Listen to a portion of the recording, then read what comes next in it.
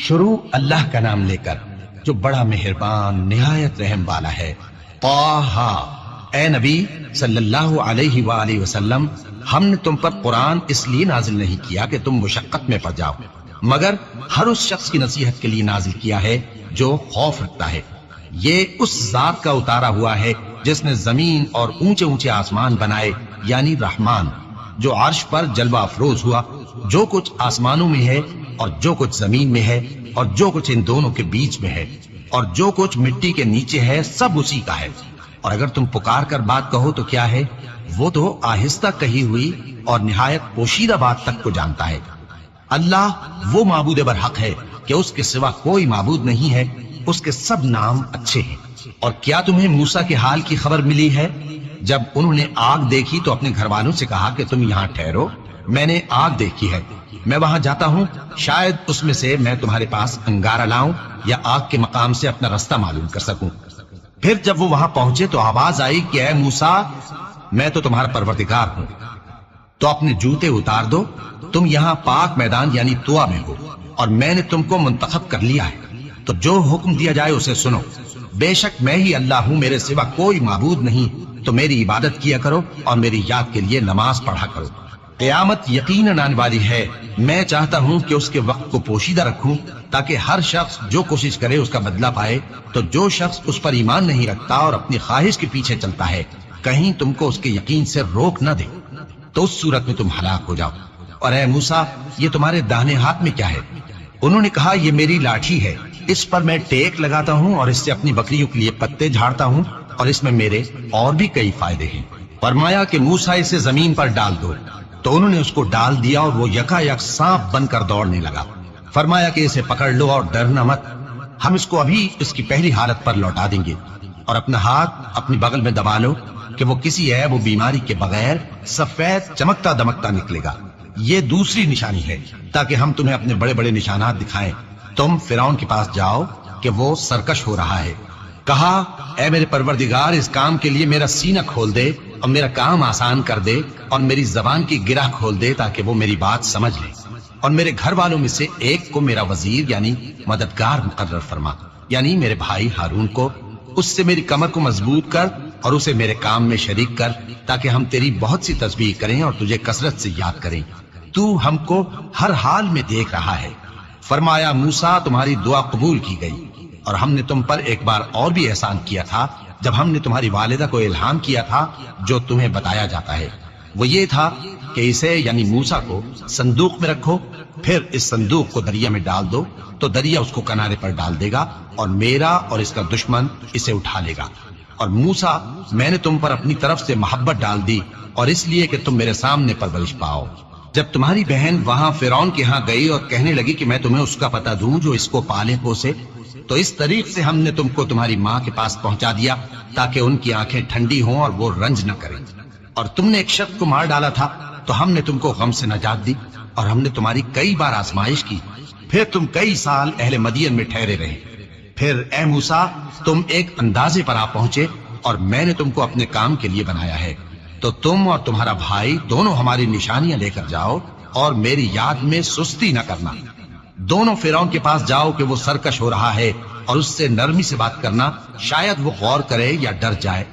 دونوں کہنے لگے کہ اے ہمارے پروردگار، ہمیں خوف ہے کہ وہ ہم پر زیادتی کرنے لگے یا زیادہ سرکش ہو جائے۔ اللہ نے فرمایا کہ ڈرو مت، میں تمہارے ساتھ ہوں کہ سنتا اور دیکھتا ہوں۔ اچھا، تو اس کے پاس جاؤ اور کہو کہ ہم آپ کے پروردگار کے بھیجے ہوئے ہیں، تو بنی اسرائیل کو ہمارے ساتھ جانے کی اجازت دیجیے اور انہیں عذاب نہ کیجیے۔ ہم آپ کے پاس آپ کے پروردگار کی طرف سے نشانی لے کر آئے ہیں، اور جو ہدایت کی بات مانے اس کو سلامتی ہو۔ ہماری طرف یہ وحی آئی ہے کہ جو جھٹلائے اور منہ پھیرے اس کے لیے عذاب تیار ہے۔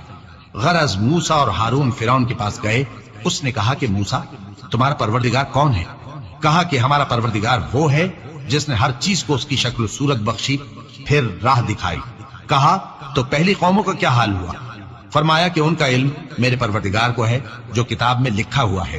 میرا پروردگار نہ چوکتا ہے نہ بھولتا ہے۔ وہ وہی تو ہے جس نے تم لوگوں کے لیے زمین کو فرش بنایا اور اس میں تمہارے لیے رستے بنا دیے اور آسمان سے پانی برسایا، پھر اس سے مختلف نباتات پیدا کی کہ خود بھی کھاؤ اور اپنے مویشیوں کو بھی چراؤ۔ بے شک ان باتوں میں عقل والوں کے لیے بہت سی نشانیاں ہیں۔ اسی زمین سے ہم نے تم کو پیدا کیا اور اسی میں ہم تمہیں لوٹائیں گے اور اسی سے ہم تمہیں دوسری دفعہ نکالیں گے۔ اور ہم نے فرعون کو اپنی سب نشانیاں دکھائیں مگر وہ تکذیب اور انکار ہی کرتا رہا۔ کہنے لگا کہ موسیٰ، کیا تم ہمارے پاس اس لیے آئے ہو کہ اپنے جادو کے زور سے ہمیں ہمارے ملک سے نکال دو؟ تو ہم بھی تمہارے مقابل ایسا ہی جادو لائیں گے، تو ہمارے اور اپنے درمیان ایک وقت مقرر کر لو کہ نہ تو ہم اس کے خلاف کر رہے ہیں اور نہ تم، اور یہ مقابلہ ایک ہموار میدان میں ہوگا۔ موسیٰ نے کہا کہ آپ کے لیے یوم زینت کا وعدہ ہے اور یہ کہ لوگ اس روز دن چڑھے اکٹھے ہو جائیں۔ تو فرعون لوٹ گیا اور اپنے سامان جمع کر کے پھر آیا۔ موسیٰ نے ان جادوگروں سے کہا کہ یہ تمہاری بربادی ہوگی، اللہ پر جھوٹ نہ باندھو، وہ تمہیں عذاب سے فنا کر دے گا، اور جس نے جھوٹ باندھا وہ نامراد رہا۔ تو وہ باہم اپنے معاملے میں جھگڑنے اور چپکے سرگوشی کرنے لگے۔ کہنے لگے یہ دونوں جادوگر ہیں، چاہتے ہیں کہ اپنے جادو کے زور سے تم کو تمہارے ملک سے نکال دیں اور تمہارے بہترین مذہب کو نابود کر دیں۔ تو تم جادو کا سامان اکٹھا کر لو اور پھر قطار باندھ کر آؤ، آج جو غالب رہا وہی کامیاب ہوا۔ جادوگر بولے کہ موسیٰ، یا تو تم اپنی چیز ڈالو یا ہم اپنی چیزیں پہلے ڈالتے ہیں۔ موسیٰ نے کہا بلکہ تم ہی پہلے ڈالو۔ جب انہوں نے چیزیں ڈالی تو یکا یک ان کی رسیاں اور لاٹھیاں موسیٰ کے خیال میں ایسی آنے لگی کہ وہ میدان میں ادھر ادھر دوڑ رہی ہے۔ اس وقت موسیٰ نے اپنے دل میں خوف محسوس کیا۔ ہم نے کہا خوف نہ کرو، بلا شبہ تم ہی غالب رہو گے، اور جو چیز یعنی لاٹھی تمہارے داہنے ہاتھ میں ہے اسے ڈال دو کہ جو کچھ انہوں نے بنایا ہے اس کو وہ نگل جائے گی۔ جو کچھ انہوں نے بنایا ہے یہ تو جادوگروں کے ہتھ کنڈے ہیں، اور جادوگر جہاں بھی جائے کامیاب نہیں ہوگا۔ اس پر جادوگر سجدے میں گر پڑے، کہنے لگے کہ ہم موسیٰ اور ہارون کے پروردگار پر ایمان لائے۔ فرعون بولا کہ پیشتر اس کے کہ میں تمہیں اجازت دوں تم اس پر ایمان لے آئے، بے شک یہ تمہارا بڑا یعنی استاد ہے جس نے تم کو جادو سکھایا ہے، سو میں تمہارے ہاتھ اور پاؤں مخالف سمت سے کٹوا دوں گا اور تم کو کھجوروں کے تنوں پر سولی چڑھوا دوں گا، اور تم کو معلوم ہوگا کہ ہم میں سے کس کا عذاب زیادہ سخت اور دیر تک رہنے والا ہے۔ انہوں نے کہا کہ جو دلائل ہمارے پاس آ گئے ہیں ان پر اور جس نے ہم کو پیدا کیا ہے اس پر ہم آپ کو ہرگز ترجیح نہیں دیں گے، تو آپ کو جو حکم دینا ہو دے دیجئے، اور آپ جو حکم دے سکتے ہیں وہ صرف اسی دنیا کی زندگی میں دے سکتے ہیں۔ ہم تو اپنے پروردگار پر ایمان لے آئے تاکہ وہ ہمارے گناہوں کو معاف کرے، اور اسے بھی جو آپ نے ہم سے زبردستی جادو کرایا، اور اللہ سب سے اچھا ہے اور ہمیشہ باقی رہنے والا ہے۔ جو شخص اپنے پروردگار کے پاس گناہگار ہو کر آئے گا تو اس کے لیے جہنم ہے جس میں نہ وہ مرے گا نہ جیے گا، اور جو اس کے روبرو ایماندار ہو کر آئے گا اور عمل بھی نیک کیے ہوں گے تو ایسے لوگوں کے لیے اونچے اونچے درجے ہیں، یعنی ہمیشہ رہنے کے باغ جن کے نیچے نہریں بہ رہی ہیں، ہمیشہ ان میں رہیں گے، اور یہ اس شخص کا بدلہ ہے جو پاک ہوا۔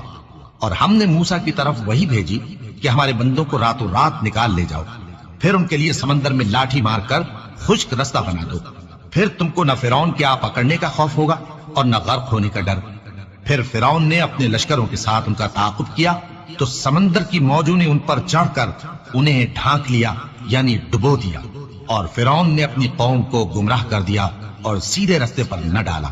اے آل یعقوب، ہم نے تم کو تمہارے دشمن سے نجات دی اور تورات دینے کے لیے تم سے کوہ طور کی داہنی جانب مقرر کی، اور تم پر من اور سلوہ نازل کیا، اور حکم دیا کہ جو پاکیزہ چیزیں ہم نے تم کو دی ہیں ان کو کھاؤ اور اس میں حد سے نہ نکلنا، ورنہ تم پر میرا غضب نازل ہوگا، اور جس پر میرا غضب نازل ہوا وہ ہلاک ہو گیا۔ اور جو توبہ کرے اور ایمان لائے اور عمل نیک کرے پھر سیدھے رستے چلے اس کو میں بخش دینے والا ہوں۔ اور اے موسیٰ، تم نے اپنی قوم سے آگے چلے آنے میں کیوں جلدی کی؟ کہا وہ میرے پیچھے آ رہے ہیں۔ اور اے میرے پروردگار، میں نے تیری طرف آنے کی جلدی اس لیے کی کہ تو خوش ہو جائے۔ فرمایا کہ ہم نے تمہاری قوم کو تمہارے بعد آزمائش میں ڈال دیا ہے، اور سامری نے ان کو بہکا دیا ہے۔ اور موسیٰ غصے اور غم کی حالت میں اپنی قوم کے پاس واپس آئے اور کہنے لگے کہ اے قوم، کیا تمہارے پروردگار نے تم سے اچھا وعدہ نہیں کیا تھا؟ کیا میری جدائی کی مدت تمہیں لمبی معلوم ہوئی، یا تم نے یہ چاہا کہ تم پر تمہارے پروردگار کی طرف سے غضب نازل ہو، اور اس لیے تم نے مجھ سے جو وعدہ کیا تھا اس کے خلاف کیا؟ وہ کہنے لگے کہ ہم نے اپنے اختیار سے آپ سے وعدہ خلافی نہیں کی، لیکن ہم ان لوگوں کے زیوروں کا بوجھ اٹھائے ہوئے تھے، پھر ہم نے اس کو آگ میں ڈال دیا اور اسی طرح سامری نے ڈال دیا۔ तो उसने उनके लिए एक बछड़ा बना दिया, यानी एक बेजान जिस्म जिसमें गाय की सी आवाज थी। तो लोग कहने लगे कि यही तुम्हारा माबूद है और यही मूसा का माबूद है, मगर वो भूल गए हैं। तो क्या ये लोग नहीं देखते कि वो उनकी किसी बात का जवाब नहीं देता और न उनके नुकसान और नफे का कुछ इख्तियार रखता है? और हारून ने उनसे पहले ही कह दिया था कि लोगों, इसके जरिए तुम्हें फितने में डाल दिया गया है और तुम्हारा परवरदिगार तो रहमान ही है, तो मेरी पैरवी करो और मेरा कहा मानो। वो कहने लगे कि जब तक मूसा हमारे पास वापस ना आए हम तो इसकी पूजा पर कायम रहेंगे। फिर मूसा ने हारून से कहा कि ऐ हारून, जब तुमने उनको देखा था कि गुमराह हो गए हैं तो तुमको किस चीज ने रोका था? यानी इस बात से कि तुम मेरे पीछे चले आओ, भला तुमने मेरे हुक्म के खिलाफ क्यों किया? कहने लगे कि ऐ माँ जाए, मेरी दाढ़ी और सर के बालों को न पकड़िए, मैं तो इससे डरा कि आप ये ना कहें कि तुमने बनी इसराइल में तफक्का डाल दिया और मेरी बात को मलहूज ना रखा। मूसा ने फरमाया, तो ऐ सामरी, तेरा क्या हाल है? उसने कहा कि मैंने ऐसी चीज देखी जो औरों ने नहीं देखी, तो मैंने फरिश्ते के नक्शे पा से मिट्टी की एक मुट्ठी भर दी, फिर उसको बछड़े के जिस्म में डाल दिया और मुझे मेरे जी ने इस काम को अच्छा बताया। मूसा ने कहा, जा, तुझको दुनिया की जिंदगी में यह सजा है कि कहता रहे कि मुझको हाथ ना लगाना, और तेरे लिए एक और वादा है, यानी अजाब का, जो तुझसे टल न सकेगा। और जिस माबूद की पूजा पर तू जमा हुआ था उसको देख, हम उसे जला देंगे, फिर उसकी राख को उड़ाकर दरिया में बखेर देंगे। तुम्हारा माबूद तो अल्लाह ही है, जिसके सिवा कोई माबूद नहीं, उसका इल्म हर चीज पर मुहीत है। इस तरह हम तुमसे वो हालात बयान करते हैं जो गुजर चुके हैं, और हमने तुम्हें अपने पास से नसीहत की किताब अता फरमाई है। जो शख्स इससे मुंह फेरेगा वो क़यामत के दिन गुनाह का बोझ उठाएगा। ऐसे लोग हमेशा इस अजाब में मुब्तला रहेंगे और ये बोझ क़यामत के रोज उनके लिए बुरा होगा, जिस रोज सूर फूंका जाएगा और हम गुनाहगारों को यूं इकट्ठा करेंगे कि उनकी आंखें नीली नीली होंगी। तो वो आपस में आहिस्ता आहिस्ता कहेंगे कि तुम दुनिया में सिर्फ 10 ही दिन रहे हो, जो बातें ये करेंगे हम खूब जानते हैं। उस वक्त उनमें सबसे अच्छी राह वाला यानी आकिल होशमंद कहेगा कि नहीं, बल्कि सिर्फ एक ही रोज ठहरे हो। और ए नबी सल्लल्लाहु अलैहि वसल्लम, लोग तुमसे पहाड़ों के बारे में दरियाफ्त करते हैं, कह दो कि मेरा रब उनको राख बनाकर बखेर देगा, फिर जमीन को हमवार मैदान कर छोड़ेगा जिसमें तुम कोई नशेबो फराज न देखोगे। उस रोज लोग पुकारने वाले के पीछे चलेंगे और उसकी पैरवी से इनहिराफ न कर सकेंगे, और रहमान के सामने आवाजें पस्त हो जाएंगी, तो तुम एक हल्की आवाज के सिवा कोई आवाज न सुनोगे। उस रोज किसी की सिफारिश कुछ फायदा न देगी, मगर उस शख्स की जिसे रहमान इजाजत दे और उसकी बात को पसंद फरमाए। जो कुछ उनके आगे है और जो कुछ उनके पीछे है वो उसको जानता है, और वो अपने इल्म से अल्लाह के इल्म का इहाता नहीं कर सकती। और उस जिंदा व कायम के रूबरू मुंह लटक जाएंगे, और जिसने जुल्म का बोझ उठाया वो नामुराद रहा, और जो नेक काम करेगा और मोमिन भी होगा तो उसको न जुल्म का खौफ होगा और न नुकसान का। और हमने इसको इसी तरह का कुरान अरबी नाजिल किया है, और इसमें तरह तरह के डरावे बयान कर दिए हैं ताकि लोग परहेजगार बने या अल्लाह उनके लिए नसीहत पैदा कर दे। तो अल्लाह जो सच्चा बादशाह है, आली कद्र है, और कुरान की वही जो तुम्हारी तरफ भेजी जाती है उसके पूरा होने से पहले कुरान के पढ़ने में जल्दी न किया करो, और दुआ करो कि मेरे परवरदिगार मुझे और ज्यादा इल्म दे। और हमने पहले आदम से अहद लिया था, मगर वो उसे भूल गए, और हमने उनमें इरादे की पुख्तगी न पाई। और जब हमने फरिश्तों से कहा कि आदम के आगे सजदा करो तो सब सजदे में गिर पड़े, मगर इब्लीस ने इनकार किया। इस पर हमने फरमाया कि आदम, ये तुम्हारा और तुम्हारी बीवी का दुश्मन है, तो ये कहीं तुम दोनों को बहिश्त से न निकलवा दे, फिर तुम तकलीफ में पड़ जाओ। यहां तुमको ये आसाइश है कि न भूखे रहो न नंगे, और ये कि न प्यासे रहो और न धूप खाओ। फिर शैतान ने उनके दिल में वसवसा डाला और कहा कि आदम, भला मैं तुमको ऐसा दरख्त बताऊं जो हमेशा की जिंदगी का बाइस हो और ऐसी बादशाहत कि कभी जायल न हो। तो दोनों ने उस दरख्त का फल खा लिया तो उन पर उनकी शर्मगाहें जाहिर हो गईं, और वो अपने ऊपर बहिश्त के पत्ते चिपकाने लगे। और आदम ने अपने परवरदिगार के हुक्म के खिलाफ किया तो वो अपने मकसद से बेराह हो गए। फिर उनके परवरदिगार ने उनको नवाजा तो उन पर मेहरबानी से तवज्जो फरमाई और सीधी राह बताई। फरमाया कि तुम दोनों यहां से नीचे उतर जाओ, तुम में बाज बाज के दुश्मन होंगे। फिर अगर मेरी तरफ से तुम्हारे पास हिदायत आए तो जो शख्स मेरी हिदायत की पैरवी करेगा वो न गुमराह होगा और न तकलीफ में पड़ेगा, और जो मेरी नसीहत से मुंह फेरेगा उसकी जिंदगी तंग हो जाएगी, और क़यामत को हम उसे अंधा करके उठाएंगे। वो कहेगा कि मेरे परवरदिगार, تو نے مجھے اندھا کر کے کیوں اٹھایا؟ میں تو دیکھتا بھالتا تھا۔ اللہ فرمائے گا کہ ایسا ہی چاہیے تھا، تیرے پاس ہماری آیتیں آئیں تو تو نے ان کو بھلا دیا، اسی طرح آج ہم تجھ کو بھلا دیں گے۔ اور جو شخص حد سے نکل جائے اور اپنے پروردگار کی آیتوں پر ایمان نہ لائے، ہم اس کو ایسا ہی بدلہ دیتے ہیں، اور آخرت کا عذاب بہت سخت اور ہمیشہ باقی رہنے والا ہے۔ تو کیا یہ بات ان لوگوں کے لیے موجب ہدایت نہ ہوئی کہ ہم ان سے پہلے بہت سے فرقوں کو ہلاک کر چکے ہیں جن کے رہنے کے مقامات میں یہ چلتے پھرتے ہیں؟ عقل والوں کے لیے اس میں بہت سی نشانیاں ہیں، اور اگر ایک بات تمہارے پروردگار کی طرف سے پہلے صادر اور جزائے اعمال کے لیے ایک میعاد مقرر نہ ہو چکی ہوتی تو نزول عذاب لازم ہو جاتا۔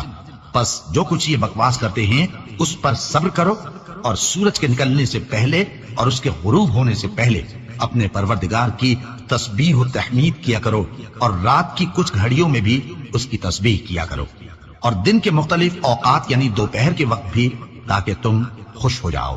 اور کئی طرح کے لوگوں کو جو ہم نے دنیا کی زندگی میں آرائش کی چیزوں سے نوازا ہے تاکہ ان کی آزمائش کریں، ان پر نگاہ نہ کرنا، اور تمہارے پروردگار کی عطا فرمائی ہوئی روزی بہت بہتر اور باقی رہنے والی ہے۔ اور اپنے گھر والوں کو نماز کا حکم کرو اور اس پر قائم رہو۔